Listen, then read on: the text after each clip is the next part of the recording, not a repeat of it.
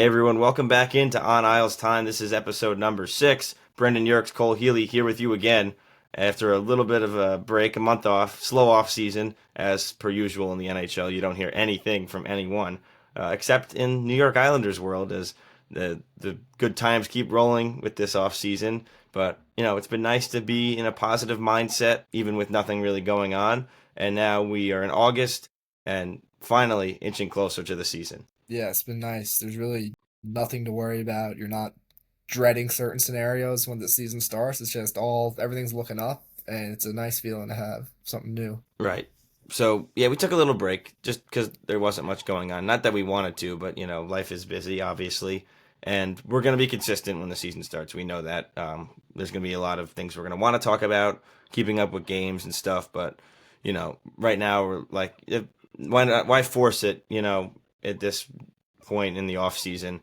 But now I figure it's a good time to come in, have a quick little episode, and then we're going to come back in 2 weeks and then kind of get the ball rolling again with the consistency with the end of August and then into training camp, into the season. It seems like it's far away. It's about almost 2 months until the season actually starts, the regular season at least, but we'll get there. So looking forward to that. But before we get going on today's episode, just want to plug our social medias. Follow us at On Isles Time on Instagram and X. And follow me at Brendan underscore Yerkes, BRENDAN underscore YERKES, and Cole at COLEHEALY06. All right, so 2 things we want to discuss, and then we're going to go through what we think the lineup is going to look like on opening night. And before we get to that, we'll obviously preface it again that what we would do is probably not what we put here. It's what we kind of expect to happen because we have a couple things that we would want to see happen. But first, we'll start off with Max Siplikov, because that was discussion last time that they were not close on the contract. He was going to go to arbitration, but Siplikov and the Islanders, they settle 2-year, $2.25 million contract. So that'll make him a UFA when that's over. And that goes with Darch's theme of kind of seeing what he has here. And if Siplikov's a younger guy and could be a part of the future, but who knows if there's going to be a spot for him. It lines him up with Drouin, it lines him up with Palmieri and those 2-year contracts, kind of opening things up in the future. But I think initial thoughts, I would have maybe liked to see it longer, but I guess, with the state of the way this future is going to be and the way these players are coming in, you know what, maybe it's not the worst thing in the world to have it 2 years. You know what you have or not, and then you'll know if it's worth re-signing him when that time comes. Definitely, yeah. I would have liked, 3 years, 4 years. I was very high on Siplikov before the season started. Probably had my hopes a little too high for him. I know he went that long stretch without scoring, but I mean, he looked good. He's a very, very solid in the bottom six. I really liked him on that fourth line with Cizikas and Gatcomb this year. I think the money's fine, and yeah, like you said, with his contract ending along with Drouin and Palmieri, that kind of gives Matthew Darch a good bit of breathing room, I guess, in that offseason, kind of regroup. Hopefully some of these younger guys are coming up by then. And then yeah, you can reassess there where everyone's gonna go. It'll make the Right. transition a lot easier. And even if you feel like it, you could trade him too. Not saying I would, but that's an option that's there. And I think that he went that long stretch without scoring, like you mentioned, and obviously the offensive zone penalties were really bad. That can't be happening. But I think he drove play a lot, which not a lot of first year players do. So I think that's where you're optimistic, where he can be a 20 goal guy consistently if he starts putting the puck in the net, becoming more consistent. But he had a lot of assists too. He was, he obviously has great vision, which we've seen. He has some pretty good hands for being a bigger guy, and he just does not get knocked off the puck. He could drive the puck up the ice and control it really strong on his stick in that regard. So somebody that you want to have, and I think I'm with you too. I expected probably like 20 goals out of him coming in. I probably overshot that a little bit, but he had the tools to do it. So could he do it this year? Potentially. But now, as we look at the lineup a little bit later, he's probably going to start as a fourth line guy, which I thought he's going to be like a second liner. I mean, obviously middle sixer, but I thought, this could be a second line guy. But now with Shabanov coming in, you maybe Shabanov's that type of guy where Siplikov maybe in the NHL is a bottom sixer. Unexpected, but that'd be a good bottom sixer to have if he doesn't reach that full potential. Or by the end of the year, we could see him as a top sixer. You never really know what's going to happen. But honestly, the jury's out right now. I don't want to. I mean, I could make a take, but I think it really could go either way because he has the skill set, I think, to do both. It just depends if he reaches that offensive upside that he's capable of. And if not, he could be an effective fourth liner. Unlike, not to compare like an Oliver Wahlstrom where he had the offensive ability, but then when that slipped away, he was told to play a fourth line game. He couldn't do it. Where Siplikov, he can do it. So Definitely. it's just up to Patrick Waugh this year and up to Siplikov and see what happens. And I feel like there's so much, and we'll get into it later when we go into the lineup. I feel like there's so much flexibility, really everywhere throughout the lineup. Like you can see Sibikov on the. I think we both have him starting on the fourth line. Because you might see him get some time with Bo Horvat. Like I feel like everyone can move all over the place with this team. It's good in certain scenarios. Other times you might want a solidified, top line, top two lines. But it's going to give all these guys a lot of opportunity. Hopefully by December, by January, we'll kind of have a more solidified lineup. Everyone let Patrick Waugh figure out where everyone's going to play, and then go from there. Right, and injuries are going to happen. Hopefully not, but of the way last year went, there's a lot of moving around, and we went from really being like a bottom six is not very good to now all of a sudden you're like, you know what? I like what I'm seeing here, and now there's guys that you would think you'd want to be in that are going to get left out just with how many bodies there are. So number 7 stays for 2 more years. Again, wouldn't shock me, like you said, to see him play with the top guy and get that chance again, like he had a little bit last year, which he was on the fourth line for most of it towards the end. But even when he was in that role, he was still contributing offensively and working with what he had. And now he's going to get to play with better players in that role this year. So Sipakov here for 2 more years. Moving along, Matthew Schaefer, the talk of the town. He was back in town this week. Signed his entry level deal. Unexpected. Some people might have known. I mean, obviously most young guys sign their entry level deal. That wasn't really the question. It was, would he sign it this soon? Would they wait? Would he still try to go to college? Which he's adamant about going to the NHL. And this, now that he signed it, rules out college.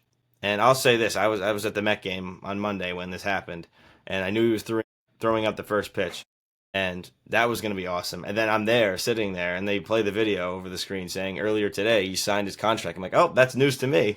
So that was pretty crazy. But the Islanders obviously have a plan in place, and I'm just going to have to trust them with this. They know what the best course of action for Matthew Schaefer is. And with how valuable of an asset he is and how he's going to be the face of this franchise, I I wanted him to go to college, but I'm just going to have to put my faith in the team's hands. Definitely, yeah. And you have to imagine that there's a lot of conversation in the last couple of weeks before this contract was signed. I personally think, I think he'll definitely be getting the 9 games at the start of the year. I honestly think the only way he goes back to juniors is if he just looks completely out of it. Like, I think if he, I'm sure he's like every rookie, he's going to have some signs of, he's not going to look great at certain times, right? He's going to have to adjust to the speed, adjust to the size. But I think if he's just even looks somewhat comfortable at times, he's going to stick around. Again, I know we were talking before we started recording about how just getting him in the gym, working with these NHL strength coaches, working with these other NHL players, that's gonna just with what we've seen from him, from his his personality, his character, he's gonna want to be the best out of all these guys. So putting him in the gym, like you said, with Anders Lee side by side, right? He's gonna be looking at what Anders Lee is doing. He's gonna want to one up him. He's gonna want to keep pushing himself. He's gonna look at him and say, "That's what I want to be and more." Then he's gonna keep working. So yeah, it's definitely good to see him get his contract signed. I know I was with you. I felt like college was the best option for him. Even though I knew it probably wasn't gonna happen. Um, so yeah, now we'll see how he shows at training camp. I think he'll be fine. Preseason, I think he's gonna be, he'll still have to catch up to the speed. Depends on who he's playing against.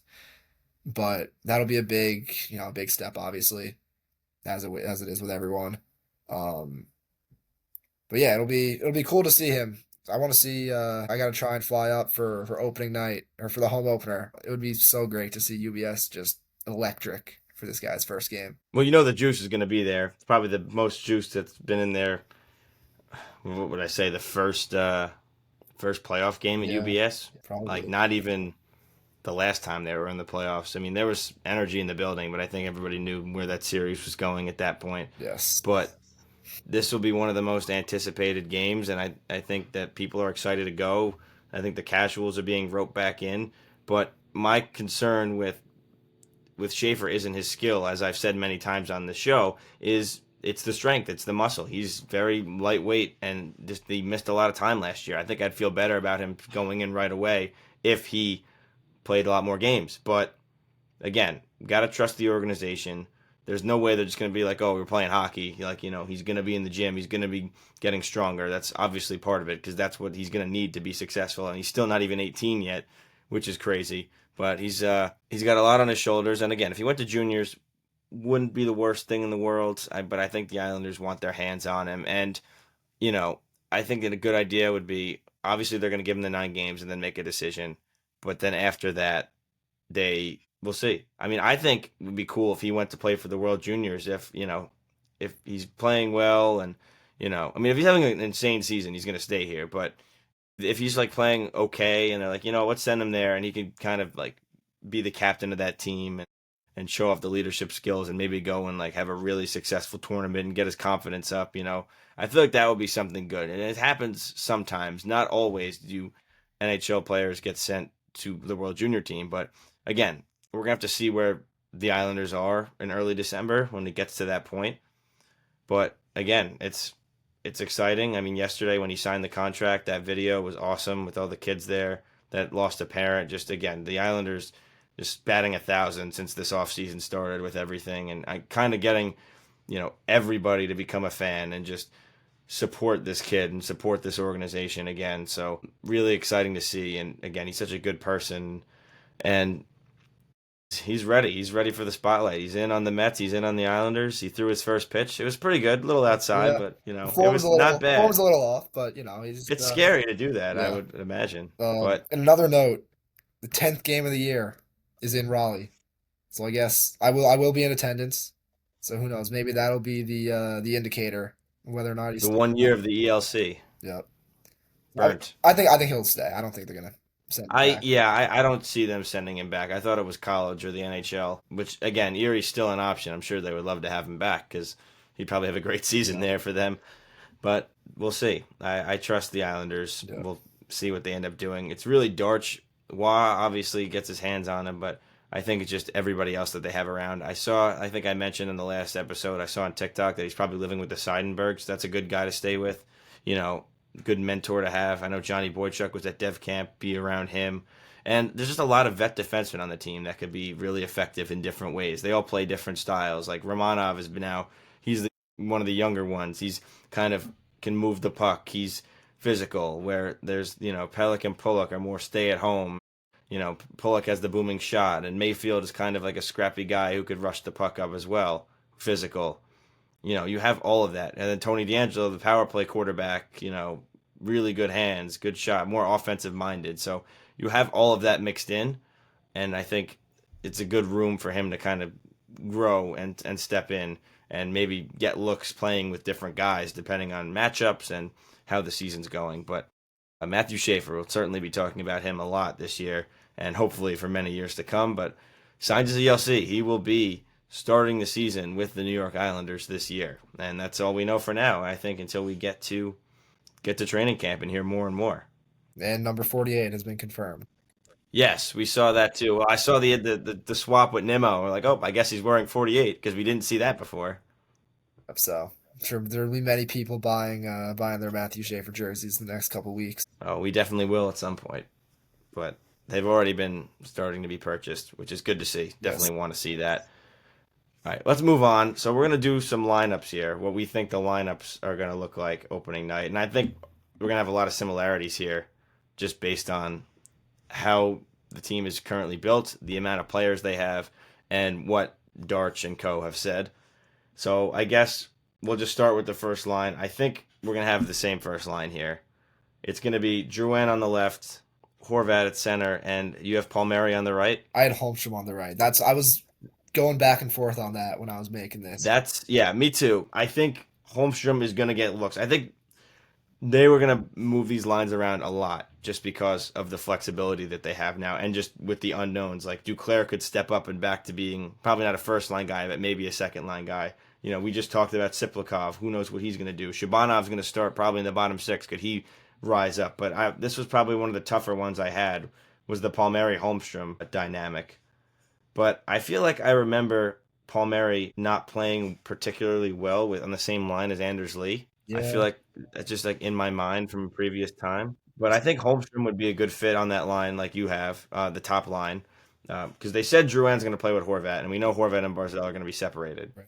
which I think is a good starting plan. Not to be like maybe we'll see, like this is what's going to happen, and maybe eventually if they want to put him on the wing or if there's injuries and you want Richie up, things like that. But it really you could go either way. But I I mean, think even if Holmstrom's up there, I mean, you got three lefties there, so yeah, if you want to get a righty in there, throw Palmieri up.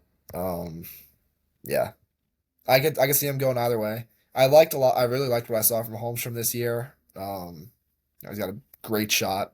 I feel like kind of have Drouin kind of going north and south.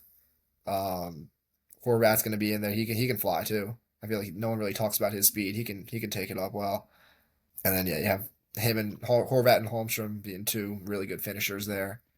But yeah, like you said, I can see Palmieri up there as well if they want to take him away from Lee. Not the fastest two guys there. But yeah, again, yeah. like So then the we'll next see. line, obviously, we have Lee and Barzell left, and then center, then just the swap on the right wing. Yep.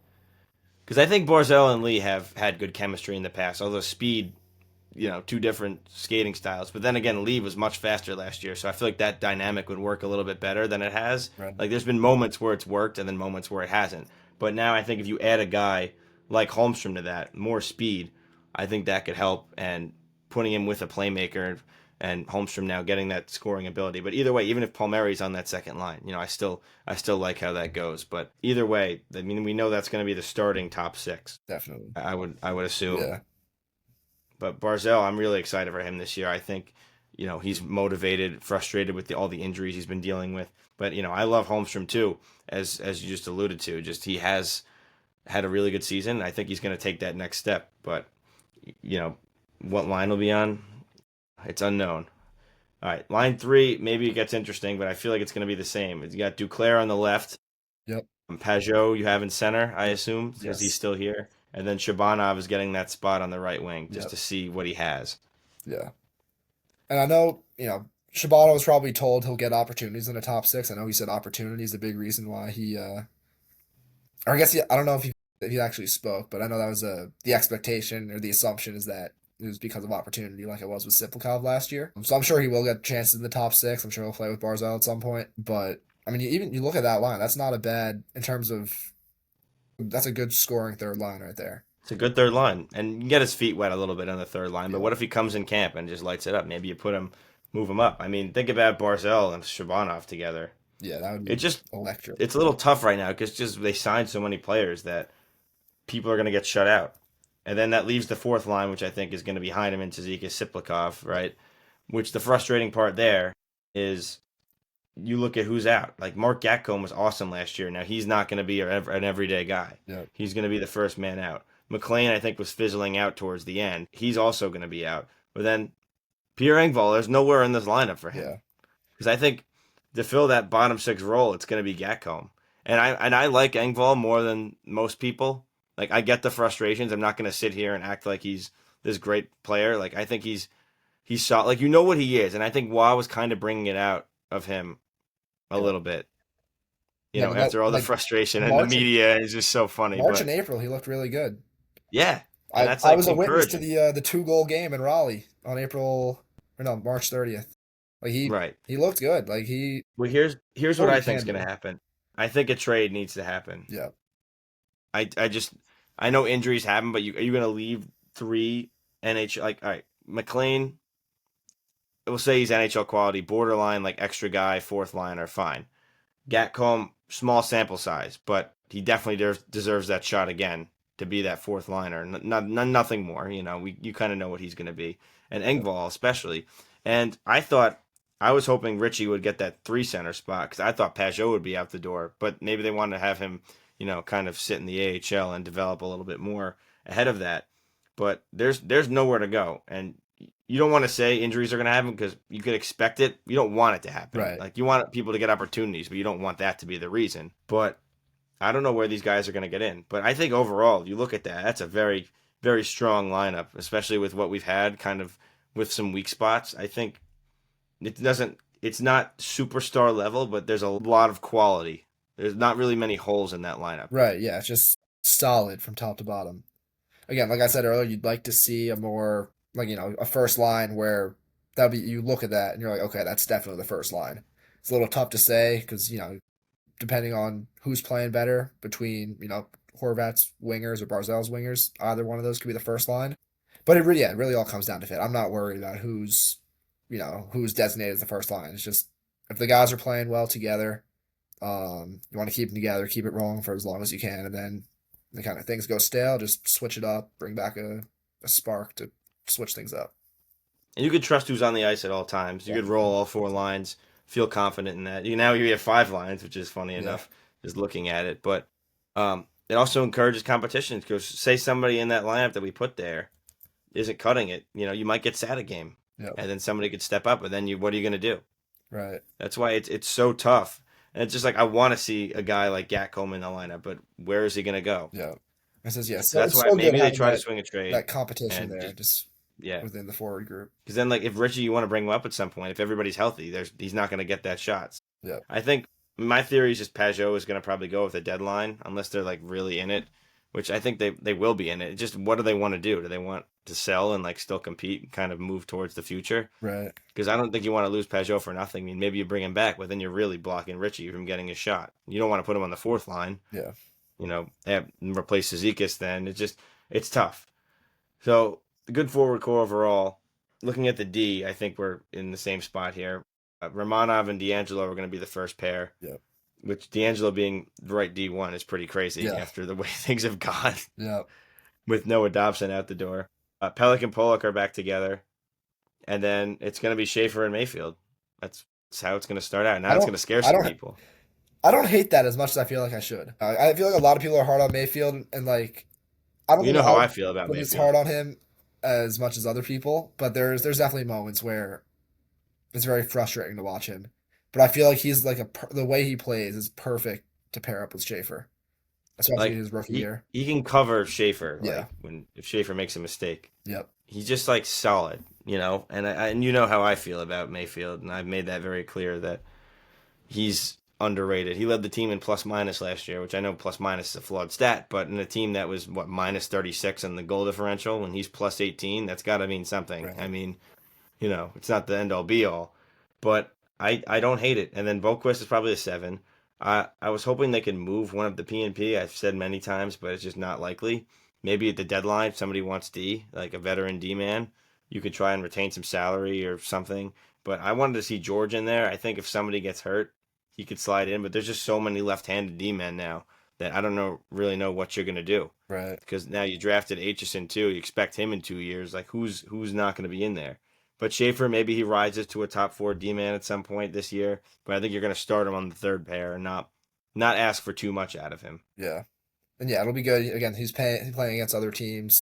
Probably bottom 6 if he's on the third pair. Just kind of ease him into the NHL. Don't put him against other teams' top lines right away. And again, with a guy like Mayfield, just kind of stay at home. Just kind of you're not relying on him too much. You're gonna give him a good opportunity to learn. I'm sure he'll get power play 2 time. I'm sure.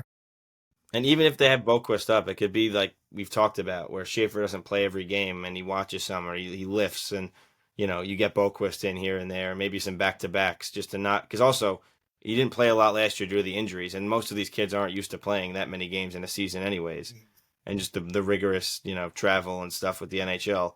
And I think you're gonna like bubble wrap him almost. Yeah. So that's interesting to look at, but he'll get his chances. And, if he's on the team after the 9 games, which he probably will be, but D is a little bit weaker than the forward core, so that may be where it's tough. But goaltending, it's going to be obviously Sorokin as the starter, and I think Riddick is probably going to be the backup most of the year with the Varlamov injury. Still no word on Varlamov. Still no word on that. I would assume LTIR. That's just the way it's trending at this point. Unfortunate, but I think he's done. Hopefully Varley comes back.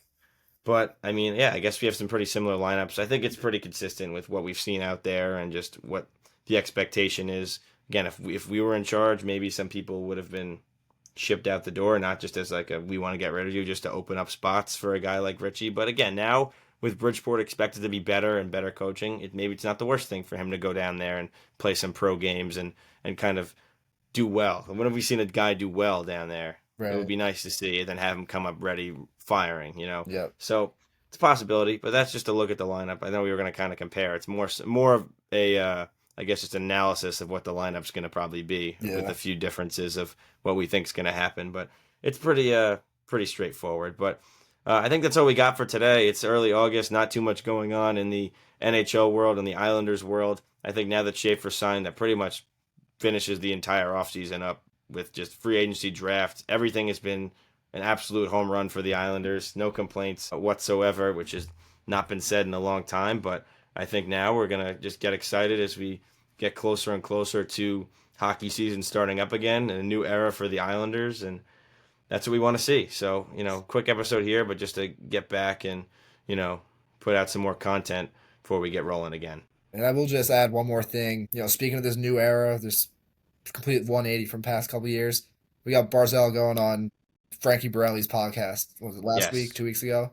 And it's just he loves Long Island. Like the way he was talking about it, like he's talking about how you're so close to the city. He went on that, it was like 2 minutes just talking about how great it is. He said top 10 in the league, and it's just having that now, having your star player pushing it out, like putting it out there, how great it is. Who knows? Like it's not going to be the difference maker between signing big free agents, but it doesn't hurt, and that just kind I of goes I think along. they've closed the gap on that. Like if they have money and they're good enough and they're in the race, then they can get a guy now. Yeah, Where they wouldn't. It's just nice to see. It's refreshing, the podcast. Like it's what we've talked about a million times. The transparency. Like we've seen Matt Martin went on Cam and Strickland, yeah. and Clutterbuck went on some other podcast. That was a little while I ago. think I he think was he's on been Cam's trick around. as well. He was on Cam and Strick. I think he was somewhere else, and he was on Foreplay with Borelli. So Yeah, you know they're doing these things. It's good to see. Talking highly of the organization. He's here for 6 more years. He said he's locked up and ready to go. yeah, So it's fun times on the island. definitely. Can't wait to get it going. Oh yeah. All right, so that's going to do it for today's episode. We thank you for tuning in. You can follow us at On Isles Time on Instagram and X. Follow me on X at Brendan_Yerkes, BRENDAN_YERKES, and Cole at Cole Healy06, COLEHEALY06. This was On Isles Time, episode number 6. Thanks so much for tuning in.